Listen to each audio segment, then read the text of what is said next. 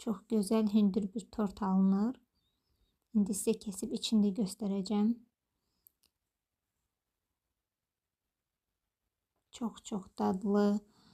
Yani indi mütləq hazırlayın, dadına baxın. Peşman olmazsınız. Eğer siz banan xoşlamırsınızsa başqa, yəni xoşladığınız meyvələrdən də əlavə edib hazırlaya bilərsiniz.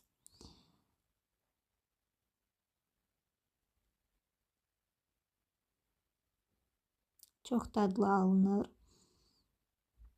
Siz de hazırlayın. Nuş olsun sizə də. Kanalıma abone olmağı, like qoymağı, şərh yazmağı, dəstək çıxmağı unutmayın. Çox sağ olun.